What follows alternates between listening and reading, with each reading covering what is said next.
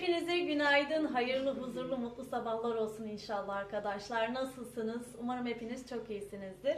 Bugün yepyeni bir video ile karşınızdayım. Bugün benim için çok güzel bir gün. Çünkü bugün Asaf Erdem'imiz 1 yaşına giriyor. Bugün onun doğum günü. Bugün böyle akşam eşim böyle pasta alacak ve kendi aramızda onun doğum gününü kutlayacağız. Dışarıdan birilerini çağırmayacağım çünkü ben çok fazla video çekmediğim için tabii siz bu süreci bilmiyorsunuz. Biz maalesef Covid olduk ve bugün, yani süremiz bugün doluyor değil mi aşkım? Bugün mü bitti 14 günlük süre? 14 günlük süreyi bugün doldurduk. Bu nedenle de doğum gününe hiç kimseyi çağırmayacağız. Kimseyi çağırmayacağım için de böyle çok büyük bir hazırlık yapmayacağım. Küçük bir pasta alacağız sadece kendimize, kendi aramızda. Asap'cığım doğum gününü kutlayacağız. Allah'ım tripod'u gördü, geliyor ağlayarak. Ay geliyor. Tripod'u gördü, geliyor. Ben bununla oynarım. Dün kargom geldi. Maalesef biz bunu Asaf yüzünden açamadık. Asaf'ın şöyle bir huyu var. Kesinlikle oyuncaklarla oynamıyor. Evde ne kadar eşya varsa onlarla oynuyor ve hepsini ısırmak istiyor, ağzına sokmak istiyor. Diş çıkarma döneminde. Ama artık bugün bu kargoyu açacağım. Çünkü kargonun sağlam gelip gelmediğini bile bilmiyoruz. Değil mi aşkım? Ya büyüdükçe biraz yaramazlaştı sanki babası. Her yere çıkıyorsun anneciğim ya. Neden böyle yapıyorsun aşkım? Her şeyi veriyorum. Evde ne kadar mutfak eşyası var. Zaten az önce bilgisayarı da kırdı. Hı? Ne var orada? Şu kameramızı da düzeltelim. Asaf'cığım her şeye bir el atıyor. Efendim bebeğim. Aç sen aç oğlum. Gel hadi kargoyu sen hemen aç. atalım. Sen Gel. aç. Kaldığımız yerde. Niye annem ne? Hızlı bir giriş yapalım bugün böyle. Hadi sen aç. Hadi sen aç. Hadi. Hemen açıyoruz Kopar. kargomuzu. Çek. Asaf yoksa bize bunu açtırmayacak. Aa, bakalım ne varmış. Kocaman koli yapmışlar. İnşallah kırılmamıştır. Şimdi eşim şöyle çok sevmiş olduğum çay bardaklarını aldı. Daha önceden de almıştım. Onları da çok severek almıştım. Gel. Şunu al. Al. Koliyi alalım. Evet. Al. Hadi bakalım. Açalım anneciğim. Biz sabah her zamanki gibi çok erken kalktık. Ardacığım bugün okula başladı. Sabah kahvaltısını yaptırdıktan sonra ben Asaf'ı uyuttuk. Sonra ben hemen mutfağımı topladım. Zaten onu da sizler için çekmiştim. Hadi ağzını al. Şöyle çay bardaklarım bu şekilde. Bunları çok beğendim ama gerçekten de şık. Zaten çay içmeyi de ben seven biriyim. Eşim de öyle. Küçük çay bardağı. Yok, biraz daha büyük ondan. Ama oldukça güzel.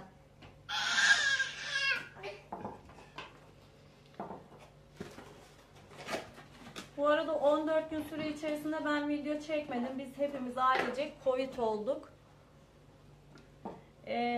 Onu da eşimle birazdan sizlerle inşallah nasıl olduk bu süreci. Ya bu kameraya ne oldu böyle?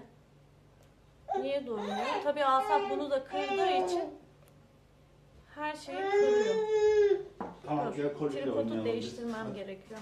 Hadi gel. Bu süreci anlatacağım. Bakın şu kısmını kırdığı için tabii bu sürekli böyle kayıyor artık. Hepsini kırdı. Nasıl ağladığını da gördünüz.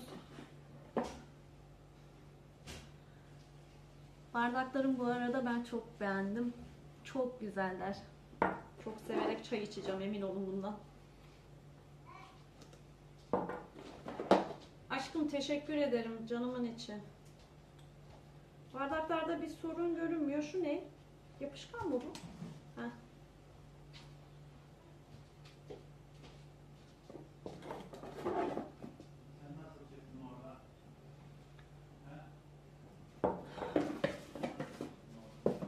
Bardaklarım kırık olmadan sorunsuz bir halde paketlenip gelmişti. Bunları da Trendyol'dan aldım. Bunlar dörtlü halde satılıyordu. Trendyol'da bakayım fiyatı altlarında yazıyor mu? Ben 26 TL 27 liraya almıştım. Ama burada kendi etiketi yok. Bu kendi mağazasında daha pahalıydı. Ben buna bakmıştım. Severek kullanacağım bakalım. Bakın çok güzel. Almak isteyen, çeyiz hazırlayan kızlara da kesinlikle tavsiye edebilirim. Çok şık bir bardak. Bak geliyor. Geliyor. Nereye geliyorsun bebeğim? Anne. Annesi yer seni. Nasıl tripoda geliyor? Nasıl? Anne.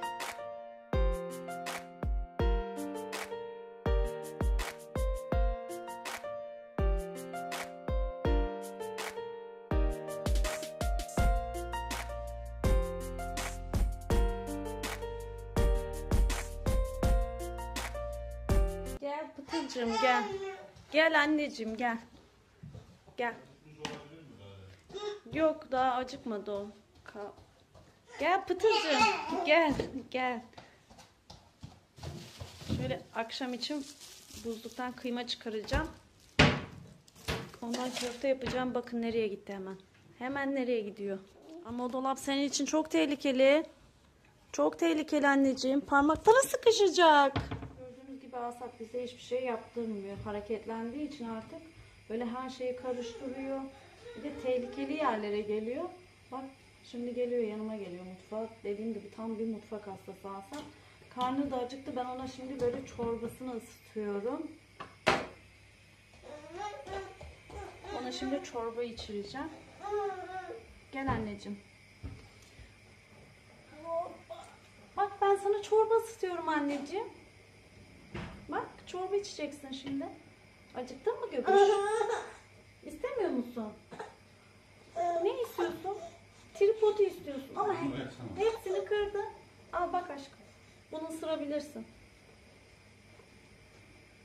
Onu ısırabilirsin.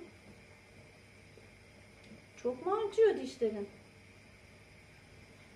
Çok mu kaşınıyor anneciğim? Sırtı mı? Bakayım ısırıyor. Ama koparma sakın, tamam. Bak kopardın mı anneciğim? Yok istemiyorsun. Niye atıyorsun anneciğim? Tamam istemiyor. Attı. Onu o şekilde daha iyi kullanıyordu ama attı. Tamam gel.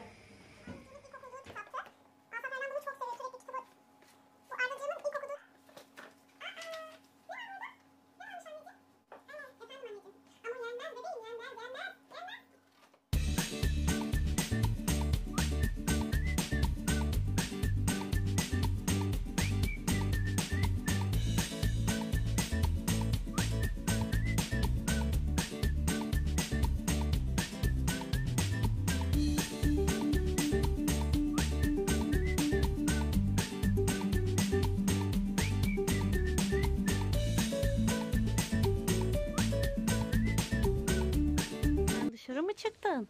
Ha? Keyfin yerine geldi mi bebeğim? Ha, gezmeyi çok seviyorsun bebeğim.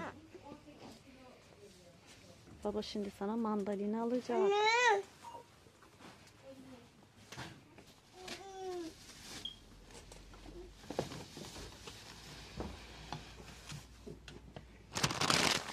Patatesi çıkartmanıza gerek yok.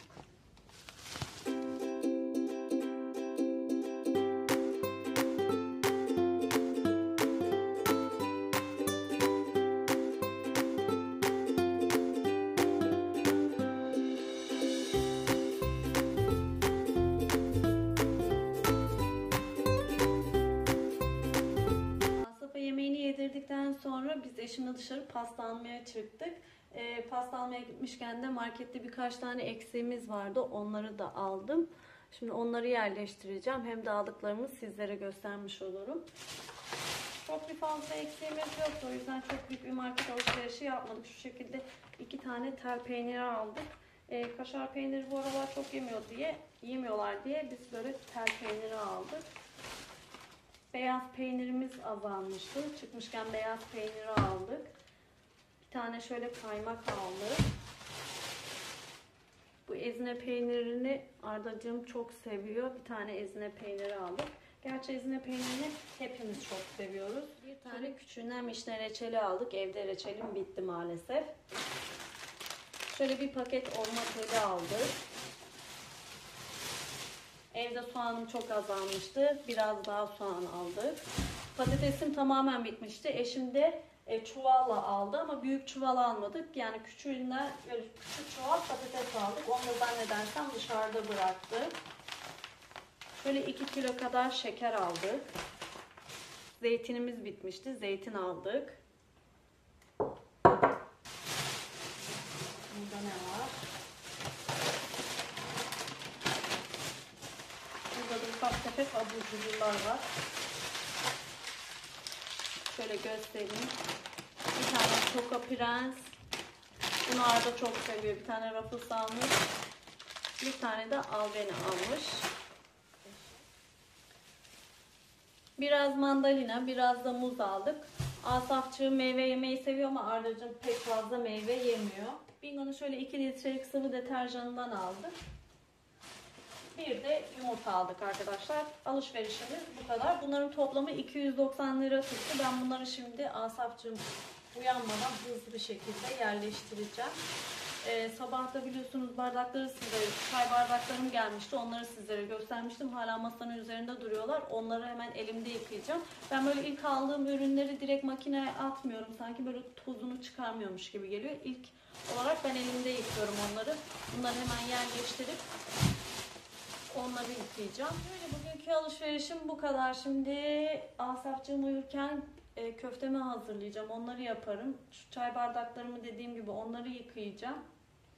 Sonra inşallah akşam tekrar sizlerle görüşürüz.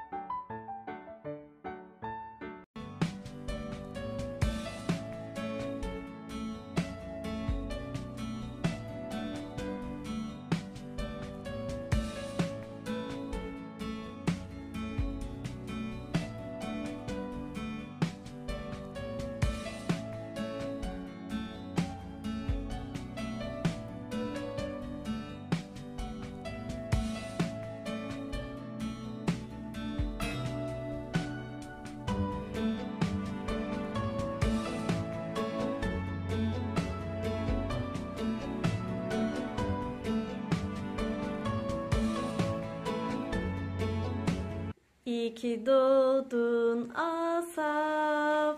İyi ki doğdun Asaf. İyi ki doğdun Asaf. Mutlu yıllar sana.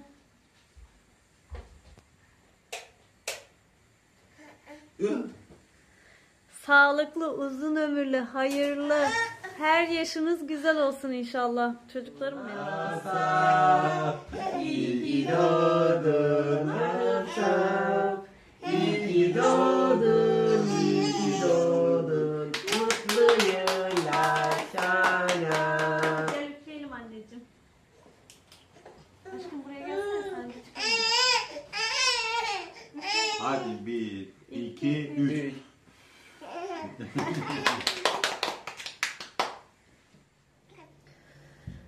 Biz doğum günü pastasını kestik arkadaşlar ama Asaf Erdem çok huzursuzlandı. Uykusu da geldi. Saat 8'de uyuduk. Normalde saat 7'de uyuyordu. 7.30 gibi uyudu. Bugün de oldukça uykusu geldiği için biz hemen böyle bir alelacele hemen, zaten dediğim gibi videonun başında da söylemiştim. Doğum günü için hiç kimseyi çağırmadık. Çünkü biz 14 gündür karantinadaydık. Bu süre içerisinde ben videoda çekmediğim için tabii siz korona olduğumuzu bilmiyordunuz. Karantinada da olduğumuzu bilmiyordunuz. Bu süreç bizim için nasıl ilerledi, ben sizlere ondan da bahsedeyim. Eşim de burada, beraber artık Asaf'ı uyuttuğumuz için böyle sakin bir şekilde çayımızı da içiyoruz. Yaklaşık bundan 2 hafta önce arkadaşlar salı günüydü, ben çok iyi hatırlıyorum. Ardacığıma köfte yapacaktım. O zaman da ben böyle bir nezle gibi olmuştum ama ben sinüzitimin ağzını düşünmüştüm. Çünkü gözlerime vurmuştu. Gözlerim çok fazla akıyordu. Yani sinüslerimde bu başım falan çok ağrıyordu. Ben dedim herhalde tekrardan her sene olduğu için sinüzitim ağzı zannettim. Öyle düşünmüştüm. Ama o gün ben böyle köfte yapacaktım Ardacığıma. Sarımsağı da rendelerken bir anda sarımsağın hiç kokmadığını fark ettim. Acaba dedim ki sarımsak mı kokmuyor falan. Gittim bir tane daha sarımsak aldım. Çünkü sarımsak köy sarımsağıydı. Bahçe sarımsağı olduğu için koktuğunu da biliyorum. Sarımsağı böyle kokladım. Baktım sarımsakta hiç koku yok. Ben birden dank etti, aklım başıma geldi. Ben hemen maskemi taktım. İçeri eşimin yanına gittim. Eşime dedim ki ben korona olmuş olabilir miyim dedim. Koku almıyorum dedim. Hatta yanına gitmeden de bir iki tane parfüm sıktım. Baktım parfümler hiç kokmuyor. Benim sevmediğim parfümleri sıktım. Çünkü benim bazı parfümlere karşı alerjim var. Çok aşırı derecede midemi bulandırıyor. Yani ben yaklaşık o zaman bir haftalık böyle o rahatsızlığı geçiriyormuşum, anlamadım. Tabii o sırada da zaten bebeğim de olduğu için ona da bir şey yapamadım. O da böyle hapşurdu, burnu aktı birkaç gün. Bir iki gün böyle huzursuzlandı. Ansaferden o şekilde atlattı. Ama Arda kesinlikle o şekilde atlatmadı. Arda'yı böyle zaten o gün söylediğim günü öksürmeye çok fazla başladı. Ertesi gün zaten arttı, test yaptırdık. Arda pozitif çıktı. Ondan sonra birkaç gün sonra da biz test yaptırdık. Ama benim bir hafta süre geçtiği için ben o dönemi işte böyle kendime grip oldum zannettiğim için biz negatif çıktık. Ardacığım çok fazla böyle öksürdü. Yani 10 gün falan, hatta hala da öksürüyor. Bu nedenle de biz doğum gününde hiç kimseye çağırmadık. Hatta alt katta eşimin erkek kardeşi, işte eşi falan var. Onları da çağırmadık. Belki hani geçmemiştir, onları da tekrardan geçebilir diye hiç kimseyi çağırmadık. Bunu da böyle anlatmış olayım sizlere arkadaşlar. Ama Arda çok yoğun geçirdi. Her öksürdü. Ben bal veriyoruz, bir şeyler yapıyoruz. Hafif geçirdi Ama o yani sana ağır geldi. Yani bana ağır geldi. Evet, hani söyledikleri, biz aşılıydık. Belki ondan ben hafif geçirdim ve anlamadım. Ama bütün eklemlerim ağrıdı, onu da söyleyeyim. Baş ağrısı inanılmaz derecede. Hani ağrı vücudunuzun bir kısmı, bir yerinde de değil. Vücudunuzda geziyor. Eşim de aynı şekilde oldu. Ama Arda hani bana göre ağır, anne ve babalara göre ağır. O her öksürdü, ben böyle uyuyamadım. Sinirlerim bozuldu öksürüğünü kesemediğim için. Hayır, o öksürdü, ben içim parçalandı yani. Ben hafif geçirdim bana göre. Çocuğumun daha hala daha var yani. Çok hafif de olsa var bende. Sinirlerim bozuldu yani Arda'yı öyle gördüğüm zaman. Çok üzüldüm. Çünkü ciğeri çıktı yani öksürmekten. Yani bu hafifse ağır geçirene Allah yardım etsin yani. Arda 14 yaşında. 14 yaşında. Hastaferden 1 yaşında. Evet. Ne kadar tuhaf değil mi? Bugün doğum günü olmasından ziyade Arda'nın bu süreyi atlatması beni çok daha fazla mutlu etti. Çünkü çok fazla öksürdü bana göre. O her öksürdü, benim ciğerim parçalandı yani. Ben o kadar bizim için doğum günü değil aslında arkadaşlar. Hatıra olması için böyle bir şey yaptık. Yani çünkü koronadan biliyorsun milyonlarca insan öldü yani. Belki ben hafif atlattık, bizler hafif atlattık ama bir başkası maalesef hafif atlatmıyor yani. Bugünlük böyle bir video oldu. Şimdi biz eşimle çayımızı aldık. Ansap Erdem'i de uyutmuşken. Bu arada balon almıştık arkadaşlar eşim. Ansap Erdem balondan çok fazla korktu ve onları Arda'nın odasına götürdük. Şimdi uyuyor. Biz de sessiz sakin eşimle böyle yeni çay bardaklarımla çayımızı da demledik. Güzelce çayımızı içiyoruz. Bugünkü videomuz da bu kadar arkadaşlar. Her şeyden önce sağlıkla kalın, huzurla kalın, sevgiyle kalın. Sizleri çok seviyorum. Kanalıma abone olarak bana destek olursanız beni çok mutlu etmiş olursunuz. Allah'a emanet olun. Bir sonraki videomuzda görüşmek üzere. Hoşça kalın.